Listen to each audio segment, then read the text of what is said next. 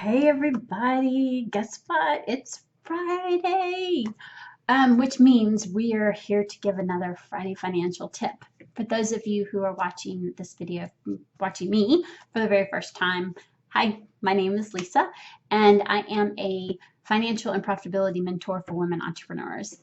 My passion is to help as many women as possible stand on their own 2 feet and be empowered by their business money instead of controlled by it.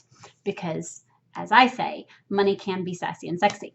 So without further ado, I'm going to go into this week's tip. It's a little bit of a lengthy one, so bear with me. Please remember, though, that my tips are money mindset and money management, sometimes a combination of both, sometimes one or the other, because I believe that money management and money mindset go hand in hand, and you can't have one without the other. Okay, so this week, my tip is eliminate old beliefs that are sabotaging your business success. Yes, I went there. Bear with me, I have notes, so if I look away, that's why.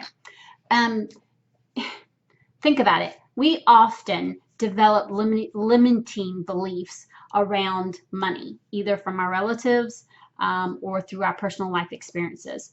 I know that my money story is not a real good one from growing up. Money, it was a taboo subject. I also know that from some of my life experiences, it also affected my beliefs around money. So I know for a fact that these beliefs, these limiting beliefs, are very disempowering, and they can and will sabotage your success. You want to replace these beliefs that are hindering your development with positive ones that will help you. So, AKA, work on that mindset. I am also going to tell you that working on your mindset is a constant thing. It's not something that just changes overnight. It's not something that you just fix and you keep going. Um, Honestly, it's something that I believe that's worked on constantly, just like money management. My money management didn't change overnight. My money story didn't change overnight, but the constant working on both and still working on both and continuing to incorporate both. I can't think that's a better word. To continue to incorporate both after working on them, but now incorporating them and continuing to work on my mindset. They come hand in hand and they help. And you end up having so much more success. So much more success. I can't even explain how much your business and what you see and the things you're doing, how it will change. Okay. So first, here's the big one. Recognize those beliefs. Recognize your old beliefs. Recognize um, the beliefs that you were raised around or the financial situations that you were put in. You can do this by thinking about your current financial situation and ask yourself, what are you afraid of? What are those, and then what are those feelings that come up?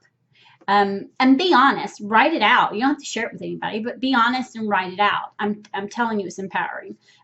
It makes you realize that some of the things that are stopping you are just are are your situations that you either were in or you grew up around or whatever.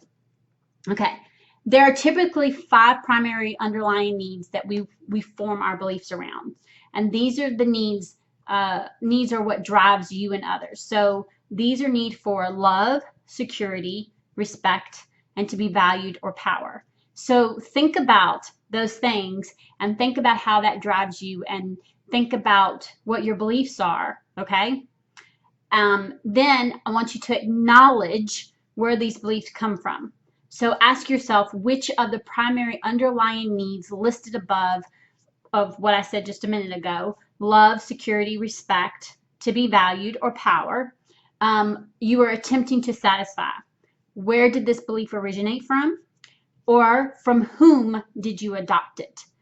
A lot of times we don't realize that we adopt it, but we do. And it could be, again, from parents, from aunts, uncles, from family, from your spouse, from wherever. Then, and here's the most important part, I think, forgive yourself and or anyone else who was responsible for this old belief. And the reason why is you've got to stop beating yourself up for shit you did way back when or for stuff you've been doing, taking the step to say, okay, I'm going to change my money story and I'm going to change these beliefs, that's a huge step. So you need to forgive yourself, because honestly, forgiveness is an incredibly powerful tool. And if you do that, you're going to be able to move forward. So don't beat yourself up over what you didn't do or how you were handling money or how you thought about money or any of that. Forgive yourself, okay? And honest to God, this is the biggest gift that you can give yourself and others. And I promise, when you forgive yourself and then you start working on that mindset, which was the other two things I talked about, and you start working on that money management and working on them hand to hand, you are going to see that eliminating these old beliefs is going to now stop. You're going to now no longer be sabotaging your business. You're going to be able to move forward because you're going to start thinking about money differently and treating money differently and managing it differently. You're not going to have those beliefs around you anymore. Does that make sense? Hopefully so. Okay, so that's my tip for today. Told you it was a little bit longer than normal. I hope you have an awesome weekend. I hope you found this tip helpful.